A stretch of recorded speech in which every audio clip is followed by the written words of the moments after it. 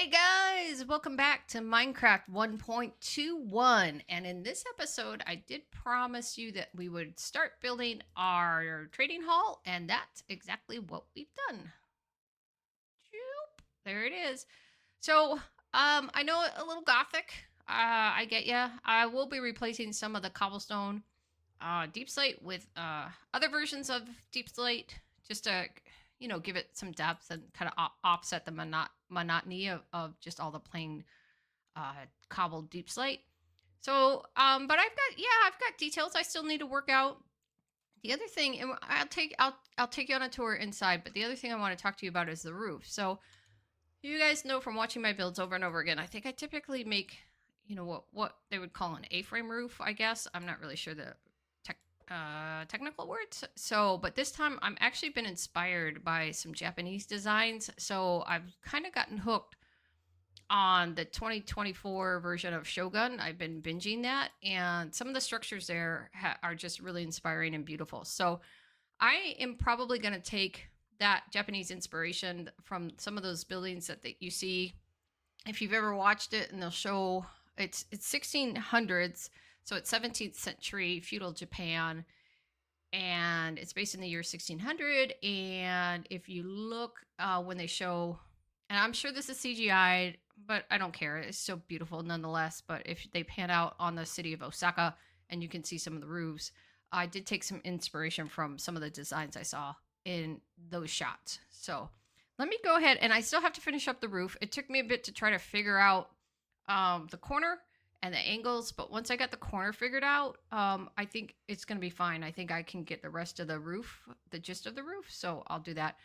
But like I said, I still have some detailing. Obviously, we got to put plants around the outside. We have to light the place up, and let's go take a look inside, and I'll show you what we've done so far. So each one of these is a trading villager pod here, and I know we have a lot of them, and I have a list of the type of traders that I want. I may not need as many as we think, because sometimes we get lucky, and sometimes you can have traders that have multiple good trades on them. So say, for example, you could have, even though you think you need a trading pod for a fortune trader and a trading pod for a silk touch trader, you might actually get both fortune and silk touch in one trader. So that'll have to just work out. But the basics is we need emerald generating traders, and we need necessity traders. So what does that mean?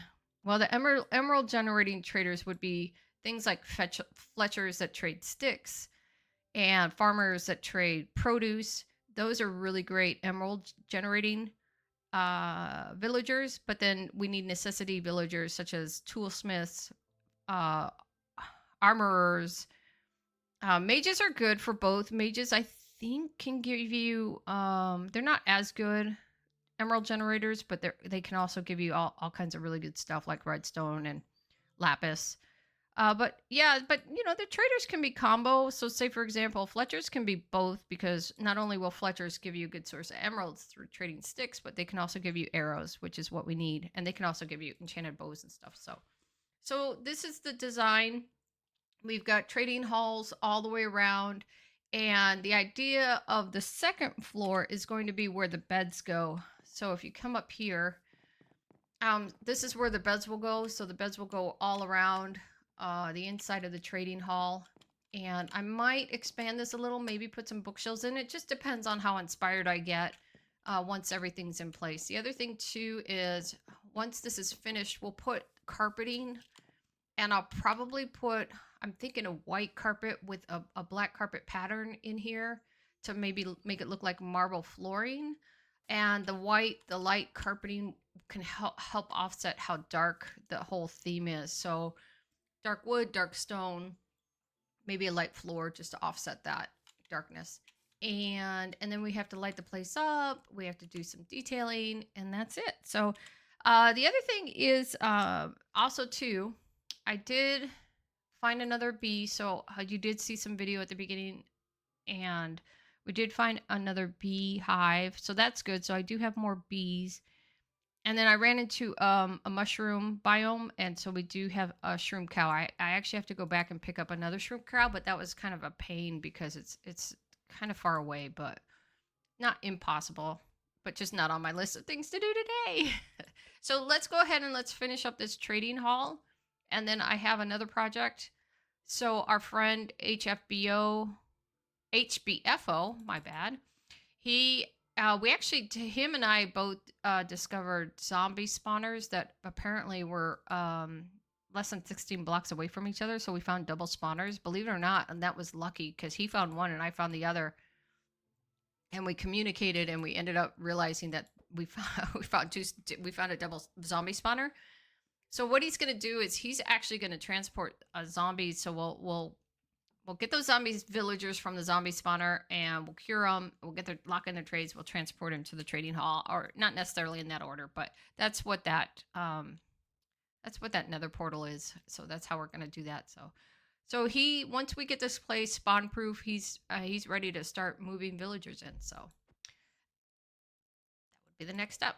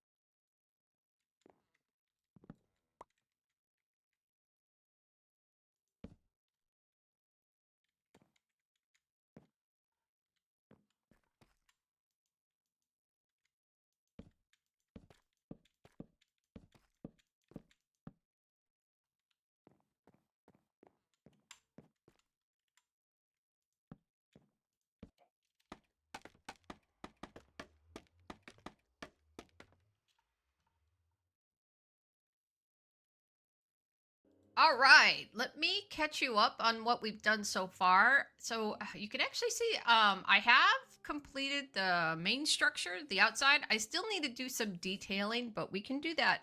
We'll do that today. And I know this is taking me a while. It's probably taken me a couple weeks just to get this built. We have started moving the villagers in there. But let me I'll go ahead and walk you around. I'll show you what we did. So you remember I told you I was inspired by 17th century Japanese architecture. If that's really the time period that this was done in, but I didn't really do any research. But I just watched the series Shogun and just liked it. But I went ahead and I kind of did a roof inspired by some of the buildings that I saw. If you ever watch the film and they pan out over Osaka, you can see roofs that are really cool. But I did add in a balcony. That was not in the movie. I did that myself only because once we get wings, this will be more like a Peter Pan balcony. So someplace where we can fly in and fly out so you're not landing, opening, closing a door. So it just keeps people from having to use the doors if they don't need to. So that's one thing. So I thought that looked really good.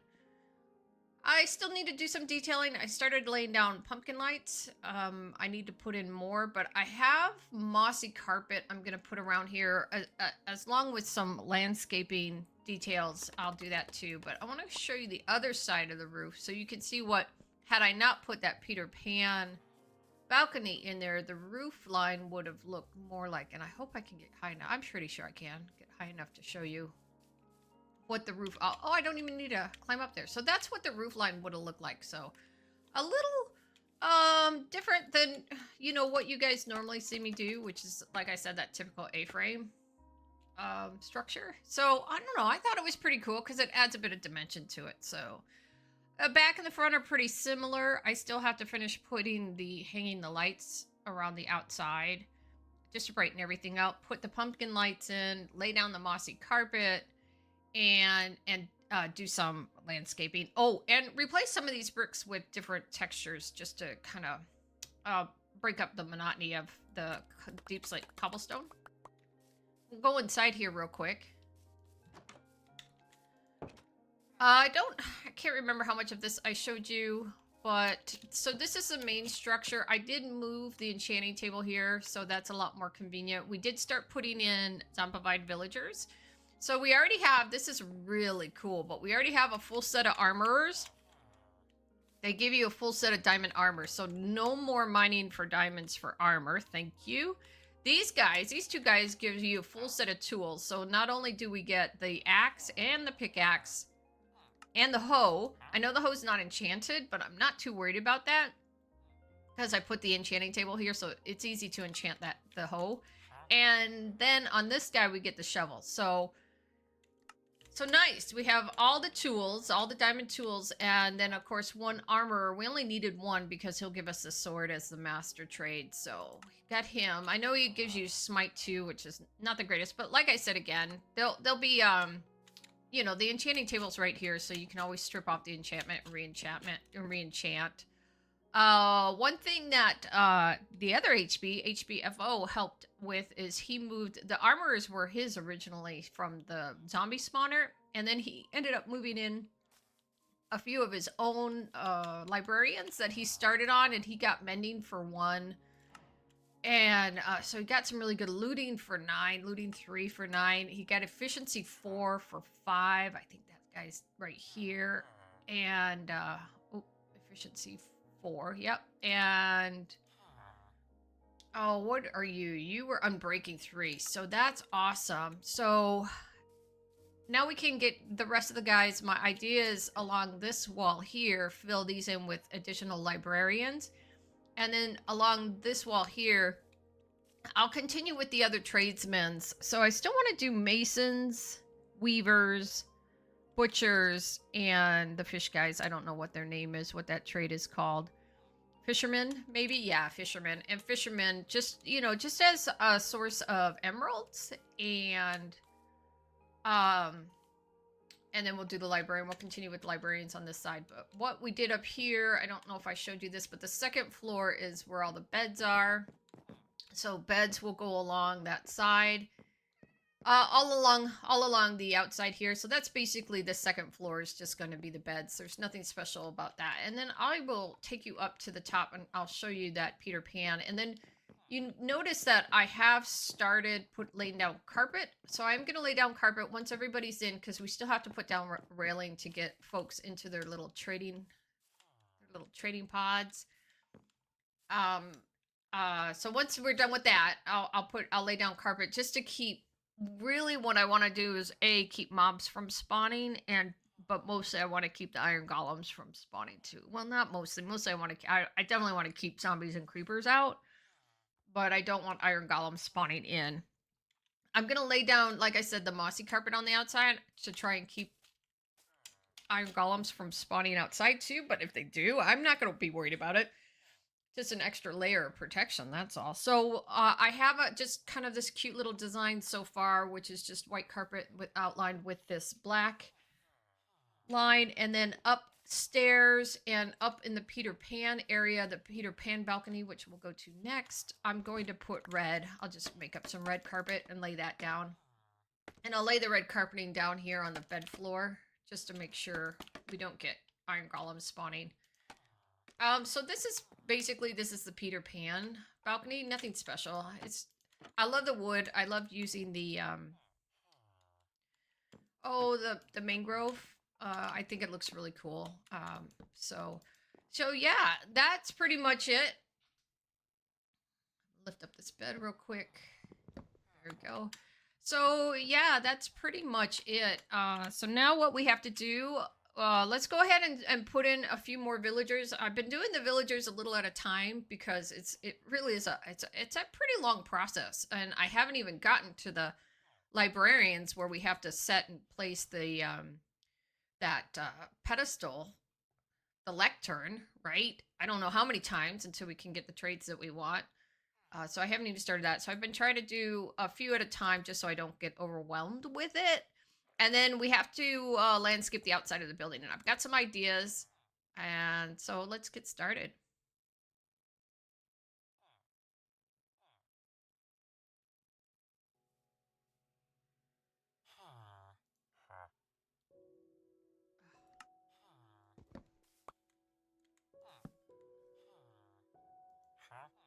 Nope. I already got bookshelves, guys. Are they all 3 lantern guys? Yes. Yes. Pretty sure they are. Nope. Okay, 2 of them are lantern guys. That's good. Nope. Already got bookshelf guy. Uh.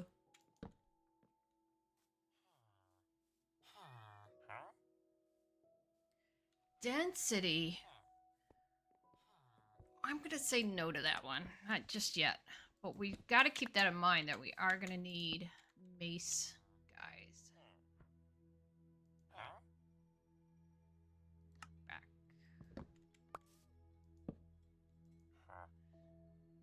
Power 2.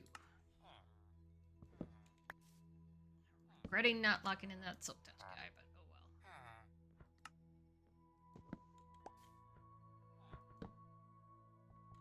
well. Shelf guy.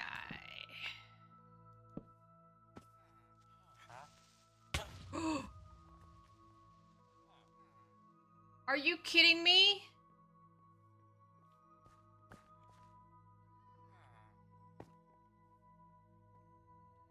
Oh my gosh. Where in the hell did that stupid thing come from?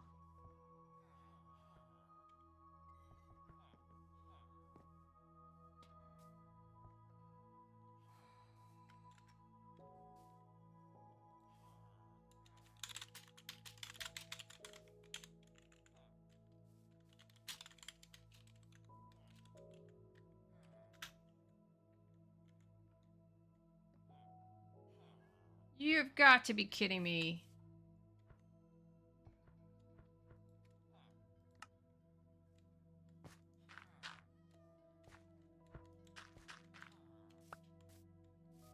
That so totally could have been disastrous.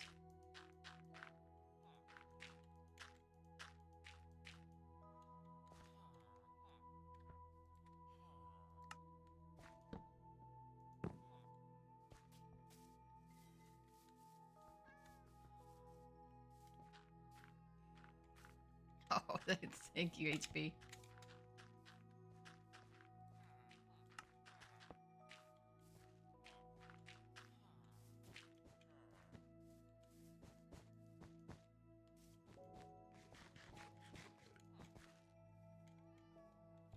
Oh, I lost a lot of carpet. All right, welcome back, everybody. And to show you what we've done with our trading hall, here's the big reveal. Ta-da! There it is. I did go ahead and I did start decorating the outside of the structure. And I did go ahead and kind of vary the different bricks, the different deep slate cobblestone, and between cobblestone brick and I think polished cobblestone brick. I can't remember what that other one is. It's just to give it a little more depth. And I did add some bushes around it. I was trying to make it look like it's ivy creeping up the sides. I might do a little bit more. Maybe the angles are weird. I'm not sure if I like what I've done so far, but I'm gonna keep to the same type of theme, and but I might just move some leaves around. That's all. And if you see, I did put some jack-o'-lanterns into the ground, and that was to make more light to keep the mobs from spawning, the hostile mobs from spawning in the area. And then I'm just gonna probably cover the entire area with mossy carpet just to keep, as another layer of protection to keep mobs from spawning outside. The other thing I did, I'm gonna walk off. Hold on, let me change my point of view, my POV. And so let me show you the other thing that I did when I was decorating the building. Now, all this, I still have this. It's kind of like my little villager trading trap, just so we can, we have a way of kind of guiding the villagers from the portal into the building. This is going to have to stay here until we're done transporting villagers. We're not done yet. Not, we'll talk about the villagers here in a minute, but I wanted to show you. I actually had to put carpet down on the windowsills, windowsills that don't have. So some windowsills will have a pot with a plant in it, and the windowsills that don't, I had to put carpet down because I noticed that mobs were spawning on this surface here. So as an added layer of protection, I did that. I think I probably, just to be on the safe side, I should do the same thing on the windowsills on the upper level as well. So let's go inside. One thing I wanted to talk to you about and show you, we do have a bevy of traders so far. We still have to fill in a few areas here and there. I haven't done all of the tradesmen. I still want another weaver. I would like a couple of butchers, maybe a cartographer. I might just do one cartographer just so we can get frames for one emerald, item frames for an emerald, because I know we use a lot of item frames. The one thing I do have to do is I have to label all of the librarians on what their trades are, because right now you have to go to each librarian one at a time to figure out what they purchase, and that's a pain. That's a pain. um, any librarian that has a chest next to it, it just means I bought a whole bunch of extra books and I just tucked them here for anybody to use. I needed to buy some books just so I could lock in their trades. But we got all the biggies. We got all the big ones. The only thing I don't have, which I still think I would like, I don't have power 5, so that's one I have to work for, and I don't have infinity. I use mending on my bow, but not everybody does. And I don't have infinity yet, just for the folks on the server who like infinity instead. And then anything else that anybody wants, I have reached out to the team to see if there's anything anybody else does want. And other than the basics, other than sharpness, efficiency, and breaking, mending, silk touch, fortune, we got all that stuff. We got feather falling, depth strider. We got everything for boots, everything. Protection 4, that was a biggie, what that we worked for. But I mean, like the odds and ends trades, like number 1, anything for the maces. I don't have those trades. I know there's new trades for those, and I don't have anything set up for, say, trident or crossbows. So I have reached out to the other members on the realm just for their input. We did, just so you guys know, this is the biggest trading hall I have ever done. I've done several realms. We've done several seasons. And this is absolutely the biggest trading hall I have ever done. And I'm still not done with it yet. And one thing I got to tell you is wrangling villagers is never fun. It's always a pain. And it didn't, once we got a rhythm down, it starts to flow a little bit better, but it didn't go, obviously it didn't go as expected in the beginning. And HB and I, we did live stream our first attempts at moving some of the traders. So I'll go ahead and I'll link in the description. I'll link to that live stream, but I'll also put a link up in the corner. So take a look for that. But we did get, so far so good, and once we got a rhythm down, I think it started to smooth out. The one thing that I do know after going through all of this, which is torture in and of itself, however, I have found out that in the past, if you've ever watched my previous videos, I like to, I don't know why all of a sudden my bamboo broke, and I wonder if it's because there was a cat. That was strange. Why did my bamboo break? Oh, maybe a cat spawned and stepped on it. I bet that's what it is. Oh, that scared me. I was up there. Oh, look. I see you. I'm not gonna let him in. One thing that I have learned this go around, and I think I'll take it moving forward, is separating the iron farm from the trading hall. And in the past, if you've ever seen my past videos, I've always grouped the iron farm and the trading hall together, and that is actually quite a hassle because you have to maintain 2 separate systems. At least this way, all we have to do is we have to just maintain the trading system. And then HB did the iron farm this season, which I thought was really nice because I didn't have to worry about doing that. So it's always nice that when you play with friends that you can kind of trade up whenever you start a new realm. We could divvy up or trade up the responsibilities and have somebody else try something new with a better idea. So that was actually really helpful. And that's it. So you can see a little bit. I am putting carpet. I am laying carpet down to keep mobs from spawning. Not doing a very good job. I still have some blank spots, and that's why there's so many cats. Um, but once I get carpet down, once I get all of the traders in, and I can lay down all of the carpet, that'll be good. And up here, I am putting down red. So this is where the beds go. So all the beds are going to go up here on this level. In between the beds and wherever there is no bed, I'll lay down some red carpet to keep mobs from spawning. And I did have an accident where I was trading with one of these guys, one of these librarians, and a creeper blew up right behind me.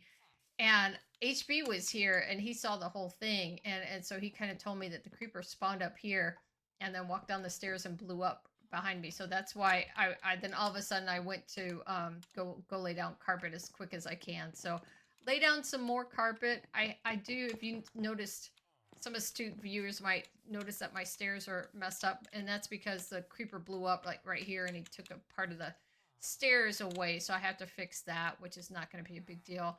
I do need to put carpet on any exposed part. I'll just put some brown carpet on top of the bookshelves that are exposed. Put some red carpet on the remaining areas on the second floor. And then on the third floor, this is kind of like a balcony, but it's also, I made it into, I may have already said this, but I did make it into what I would call a Peter Pan balcony. And that's for when we get our wings. And instead of having to drop down to the ground and go in and out of the doors, open the door, close the door, open the door, close the door, I went ahead and I made this giant opening so then we can fly in here with our elytra, and then we can just hop down and trade with the villagers at our leisure. So it's got a really nice view. I did this with the trapdoors, so I put a layer of trapdoors on the outside here, and then I just kind of framed it with trapdoors, and then that way I can put carpet on the entire floor just to make it a lot even. And I think it looks good. It turned out really well. I'm very pleased with this. Again, like I said, all I have to do is just finish putting in the traders, find out from the rest of the realm residents what other librarians that they want, and we'll finish this up. And then we'll call this thing done.